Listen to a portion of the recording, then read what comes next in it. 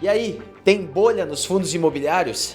Espera que eu já respondo. Enquanto a gente roda a vinheta, você clica no joinha para dar like aqui, dar uma moral pra gente, se inscreve lá no canal e clica também no sininho lá no canto para receber as notificações e ser avisado das novidades. Então bora pro que interessa.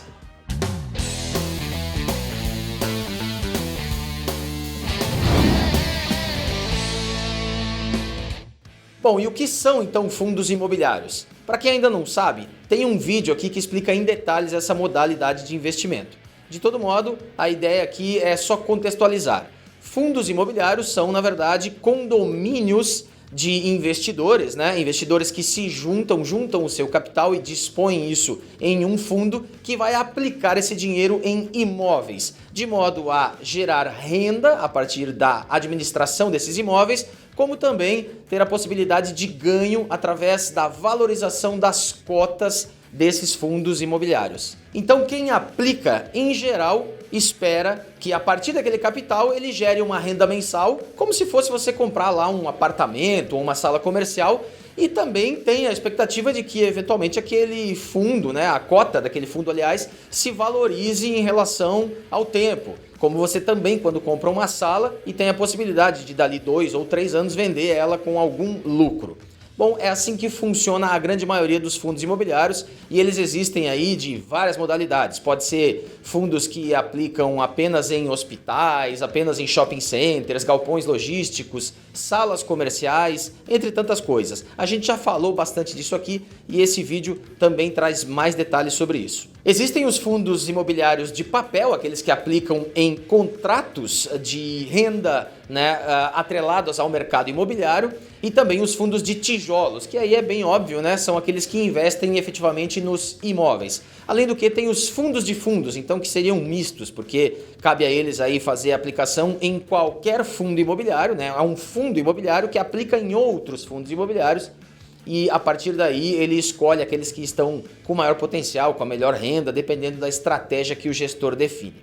Mas o que é importante aqui entender é como os fundos imobiliários em geral são precificados. Quando você compra uma cota de fundo imobiliário, você na verdade não está comprando uma fração do patrimônio ou uma fração da área total locável daquele imóvel, tá? Você está comprando na verdade o direito a receber uma renda pela administração daquele imóvel. E isso faz toda a diferença. Porque por mais que os fundos imobiliários não tenham uma data para terminar, ou seja, uma data de vencimento, assim como os títulos de renda fixa, os títulos do Tesouro incluindo, os fundos na verdade levam em conta essa expectativa de renda no tempo, essa taxa de atratividade que o mercado busca em relação ao tempo, para fazer a precificação das suas cotas, ou seja, uma espécie realmente de marcação a mercado. Para quem quer entender mais sobre marcação a mercado, eu tenho esse vídeo aqui que mostra isso em mais detalhes, tá? E é através dessa marcação a mercado que eu vou mostrar para vocês como de fato os fundos imobiliários são precificados em geral pelos gestores e também, obviamente, pelo mercado como um todo. Tem um outro vídeo aqui do meu colega Walter Manfro que ele explica de uma maneira bem lúdica, utilizando questão de velocidade, carro, algo que é bem comum aí no nosso dia a dia, né? Para explicar essa questão da marcação a mercado. Eu vou usar um pouco dessas figuras para você entender de uma forma mais fácil como funciona essa marcação em relação às expectativas do mercado. Vamos supor o seguinte, imagina que você tem um compromisso que você não pode perder daqui a 1 hora em um local que fica a 80 quilômetros de onde você está. Bom, imaginando que você vai daqui até lá de carro, se você andar a 80 km regularmente no período todo, você provavelmente vai chegar lá dentro do seu compromisso. Agora, imagina que por acaso você olha no seu aplicativo no momento que você está no seu carro e vê que lá perto do seu destino tem tráfego ou algum problema que você não vai conseguir andar a mais do que 40 por hora. Está aparecendo lá no aplicativo, ó, velocidade média 40 por hora. Então você já sabe que lá no final você só vai conseguir andar a 40 por hora. E para cumprir o seu compromisso, você vai ter que fazer o que agora? Acelerar o seu carro, né? Fazer ele chegar a 120, 130, 140, não sei. Mas o fato é que se você não andar mais rápido agora, você vai se atrasar para o seu compromisso, certo? Então essa é a ideia da marcação a mercado. Os títulos públicos, por exemplo, como o Manfred explica ali no vídeo, eles precisam incorporar valor no preço unitário para que quem compre o título agora consiga lá no final atingir a determinada rentabilidade que foi programada pelo título. E aqui eu quero falar sobre os juros futuros. Entenda eles como uma espécie de seguro financeiro. Na verdade, eles são contratos negociados entre as instituições financeiras que têm expectativa, que levam em conta a expectativa de juro no futuro. As instituições utilizam isso porque, como ninguém sabe como o mercado vai estar daqui 5 ou 10 anos, a gente faz projeções e consegue, através disso, se proteger de oscilações através de contratos de juros futuros, quando você garante uma taxa no futuro e, obviamente, o preço desses contratos futuros varia conforme a incerteza do mercado. Quanto mais incerteza, mais caros são esses contratos. E foi esses contratos que ficaram bem mais baratos agora em 2019, durante todo o ano.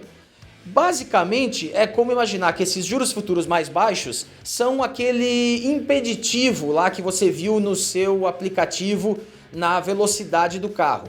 Aliás, só para contextualizar, você sabe que velocidade é uma taxa de variação em relação ao tempo, né? Uma taxa de variação do seu movimento em relação ao tempo.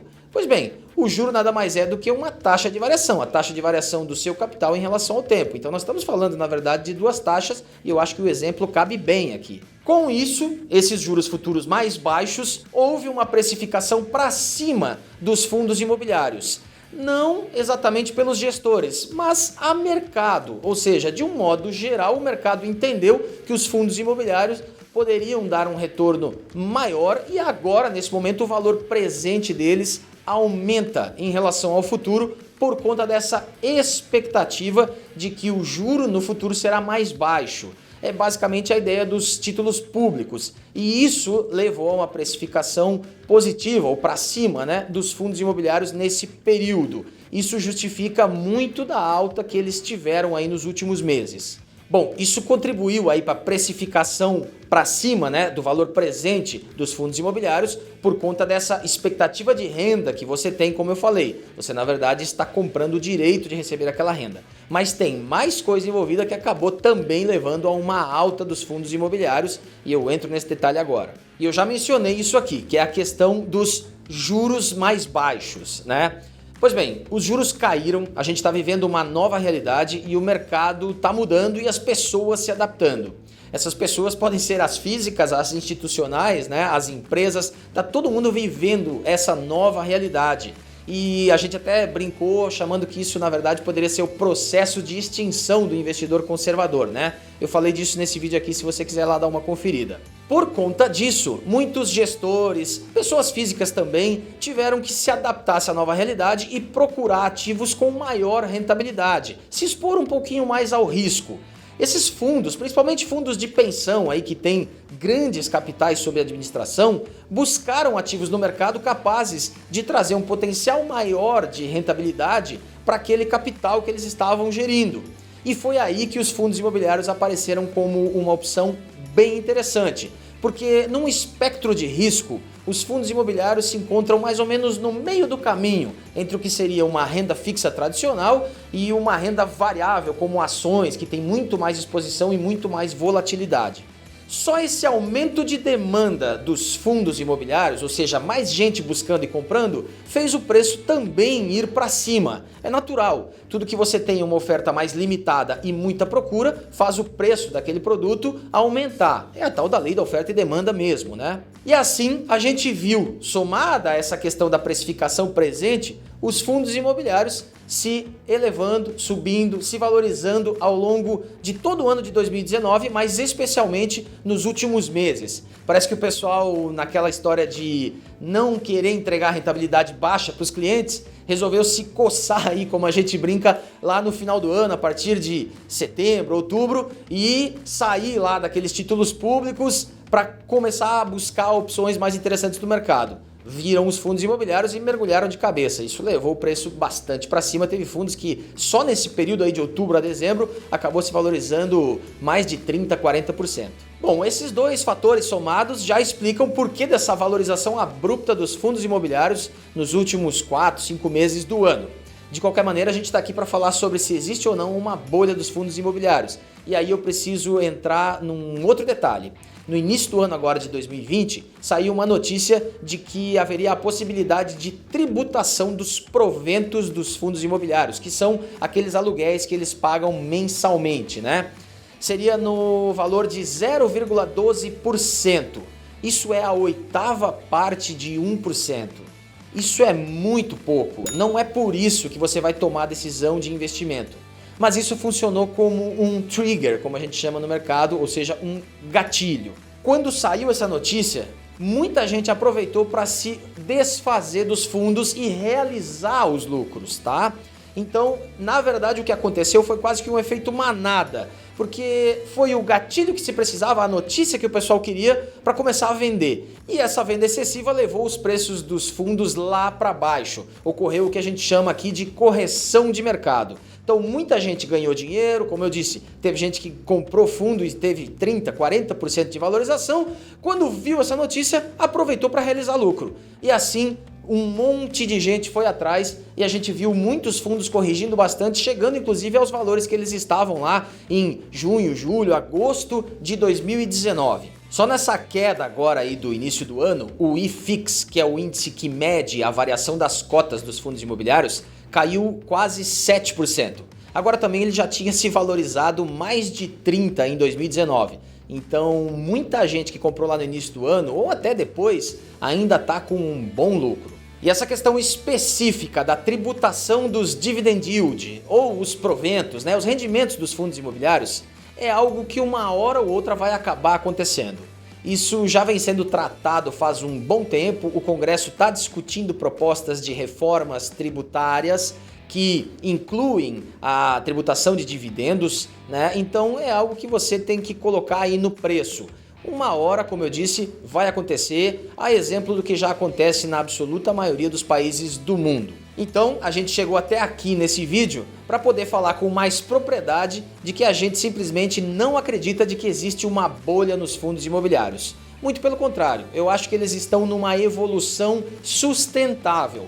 É óbvio que existem exceções e alguns fundos tiveram bastante valorização e também alguns outros que tiveram bastante desvalorização agora no início do ano, estando até no entendimento aí de vários analistas do mercado baratos. De todo modo, fica claro que o que ocorreu com os fundos é um movimento de mercado de adaptação, de mudança e que vem levando não só os fundos imobiliários, mas a renda variável em geral a novos patamares aqui no Brasil. Então o recado que fica é: ainda está bom para você investir em fundos imobiliários e ainda temos indicadores muito favoráveis, tanto para esse mercado como para o mercado do Brasil de renda variável. O momento está bom, os juros estão baixos, como eu disse, o mercado está passando por uma transformação, vale a pena você analisar com carinho esses ativos e certamente também você vai precisar de ajuda para fazer isso. Então, se você quiser montar uma carteira de investimentos e quiser a ajuda de um assessor de investimentos, por favor, entre em contato com a gente. Aqui embaixo tem um link para você acessar diretamente o nosso portal e falar com um assessor da EQI Investimentos. Também tem um número de WhatsApp e um e-mail. Se você quiser ser atendido, por favor, faça contato que a gente vai ter o maior prazer em te ajudar. Bom, e se você gostou do vídeo, não esquece, deixa lá o seu like. Eu já pedi, mas vou reforçar aqui. Isso é bem importante. E você pode também agregar nos comentários, deixando perguntas, se está gostando, se tem alguma dúvida e até sugestões para o próximo vídeo. A gente gosta bastante de ouvir vocês.